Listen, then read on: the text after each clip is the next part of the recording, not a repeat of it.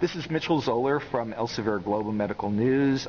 I'm here speaking with Dr. Sanford Markowitz, who is the Engels Professor of Medical Genetics at Case Western Reserve University and Case Medical Center.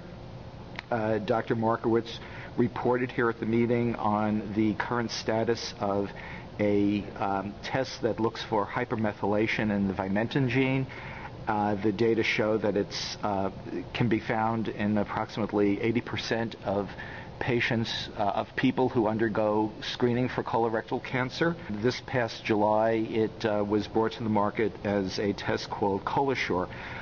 So, Dr. Markowitz, could you tell us what you see as the role of this screening tool compared to the other screening methods that are now available for colorectal cancer screening? Yeah, certainly, Michael. So, colon cancer is the second leading cause of cancer death in America. It kills 50,000 people every year. It kills more people than breast cancer. It kills more people than prostate cancer. So we need ways that we can screen for this disease, because if you catch colon cancer early, it's eminently curable. Now, the gold standard for screening has been and continues to be colonoscopy. However, we have not effectively been able to use colonoscopy to screen the entire population, and I think that reflects the fact that some folks either are not willing to go for a test that's invasive, or some folks are not able to cover a test which is as expensive as colonoscopy, either because they are not appropriately insured for it, or if they're insured, they're underinsured relative to the co-pays with the test. So our aim was to develop something that would be an inexpensive, non-invasive test that could be offered to folks who either would not accept or were not able to access colonoscopy. And that's what this DNA-based test is. That's what this ColoSure test is.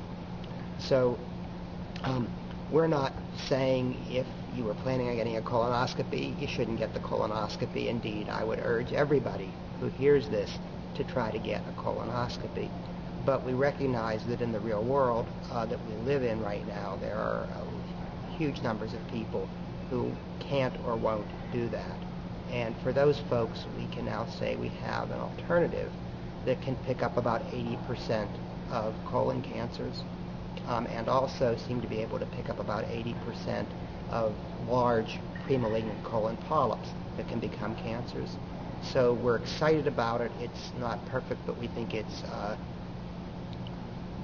potentially able to make a real impact on detecting some folks who otherwise wouldn't be detected. Yes. And in your talk, I know there was a question raised about the role of this test compared to, let's say, fecal occult blood testing, which is one of the traditional alternative methods that's used for screening.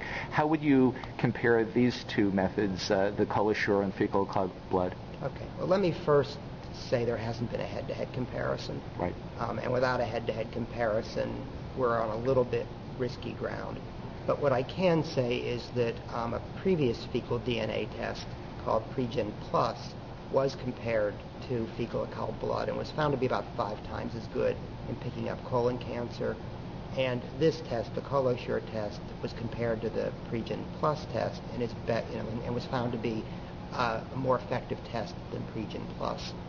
So I think the data would suggest that when the appropriate study, which will be the head-to-head test of ColoSure versus fecal occult blood, is done, that ColoSure should be better. The other thing, you cited that this can pick up reliably about 80% of the cancers in a screening population. What about the other 20%? Are there any prospects for, say, adding to this test in the future? I think there are good prospects. And write your congressman. Tell them that when we're busy bailing out the American financial system, to please put a little bit more money into cancer research as well. And so you think that another marker may come along in the near future? I think there's very good chances to find another marker. We just have to be successful in securing the funding to keep this line of research going. Mm-hmm. Okay. And just finally, could you briefly just tell us what disclosures you have relative to this test? Yeah, absolutely. The test is licensed through my university, Case Western Reserve University, to 2 companies, Exact Sciences and LabCorp. And the university does provide that some of the royalties that they might collect would be returned to me and to the folks that work with me as inventors on the test. Mm-hmm.